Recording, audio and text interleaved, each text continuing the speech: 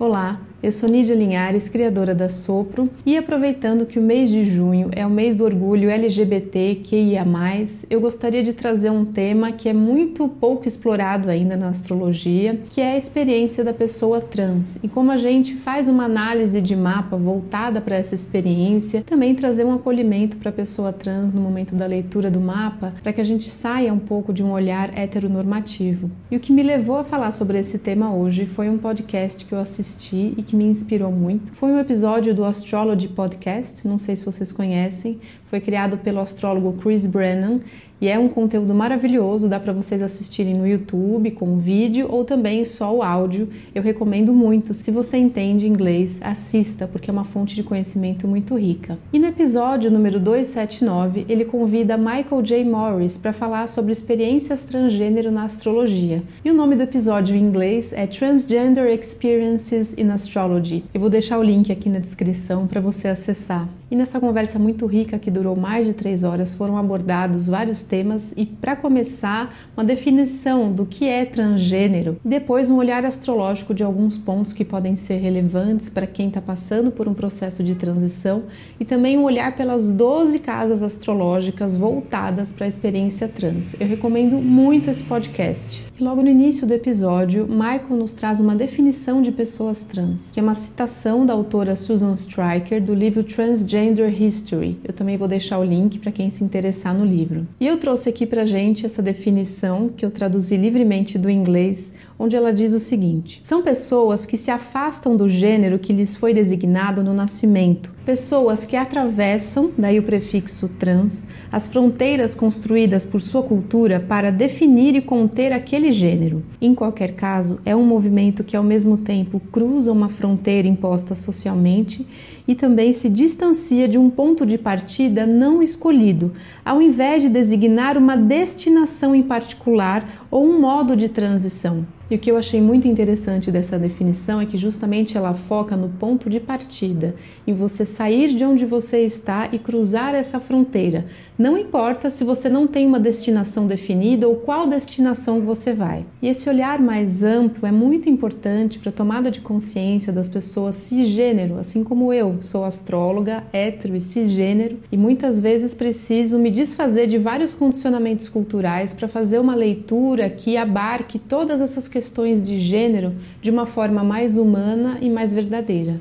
E sob o ponto de vista astrológico, Michael enfatiza bastante a questão de que não há uma assinatura trans no mapa, ou seja, não existe uma receita de bolo, se tem tal planeta, tal ascendente, enfim, tal configuração, é uma pessoa trans, ou então de orientação sexual. Isso não existe. Enquanto pessoa trans, Michael reforça que a experiência de gênero é única. E ao olhar um mapa, nós não temos como saber se é um mapa de um evento, de um homem cis, trans, ou de uma mulher cis, trans, ou de uma pessoa não binária. Mas, de qualquer forma, existem pontos no mapa que podem indicar um conflito de identidade de gênero. E durante o podcast é enfatizado que essa questão de identidade de gênero e de algumas dificuldades em se reconhecer no gênero atribuído ao nascimento, a gente pode encontrar na casa 1, no ascendente e também no regente do ascendente. Se a casa 1 está cheia, por exemplo, a busca por se afirmar e mostrar a sua identidade tal como a pessoa se sente no interior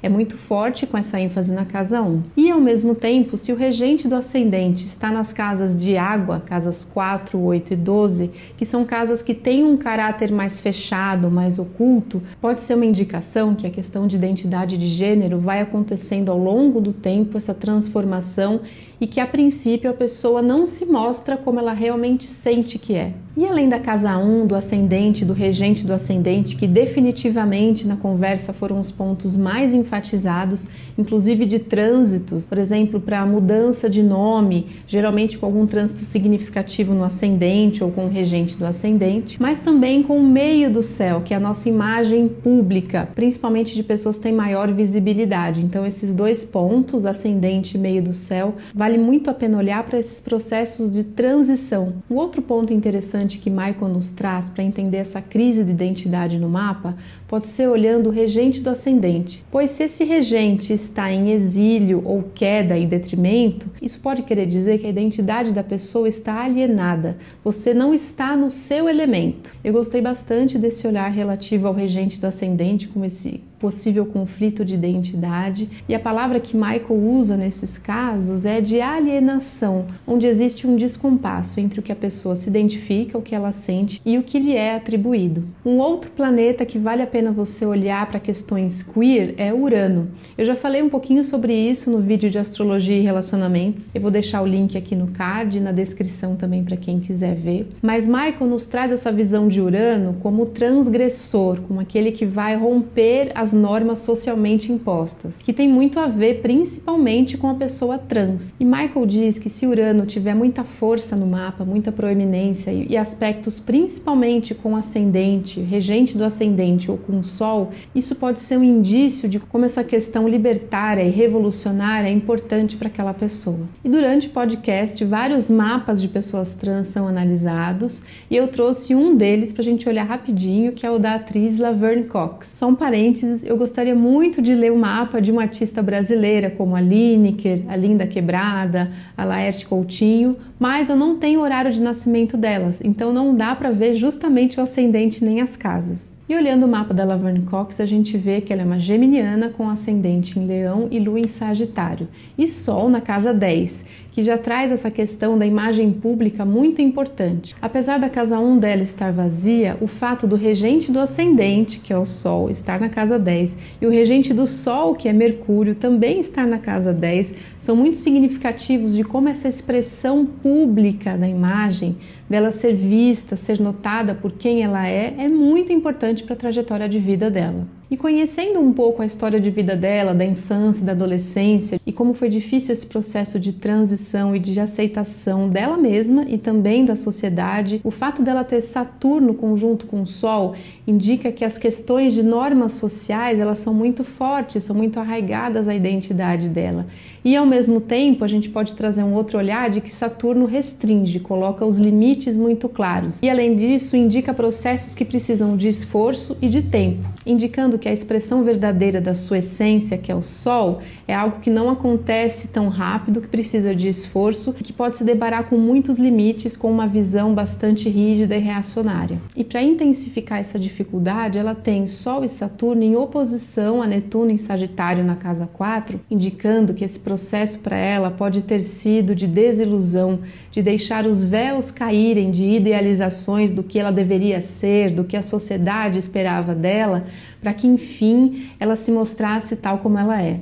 E esse impulso da transformação é ajudado por Urano, porque ela tem Sol e Saturno em trígono com Urano em Libra na casa 3, mostrando esse lado desafiador de romper barreiras e ir além dos limites e das tradições. E falando desse brilho dela, dessa missão de se mostrar que é tão forte através desse ascendente em Leão e também do Sol e do regente do ascendente na casa 10, ela foi a primeira pessoa trans a ser capa da revista Time em 2014. Eu gostaria que vocês compartilhassem comigo suas experiências, se vocês são cisgênero atendendo pessoas trans ou como astrólogos trans atendendo, como isso funciona no processo de vocês e olhando o mapa natal, como isso ajudou a entender para fazer uma transição, ou então como os trânsitos atuaram em momentos decisivos, como a mudança de nome, questões importantes de aparência, tratamentos médicos também. Quero muito ouvir vocês para aprender e enriquecer o meu olhar. Espero que vocês tenham gostado e desejo que cada vez mais a comunidade LGBTQIA+, seja fortalecida, respeitada, que saberes tão ancestrais quanto a astrologia possam abarcar essa diversidade com muito respeito.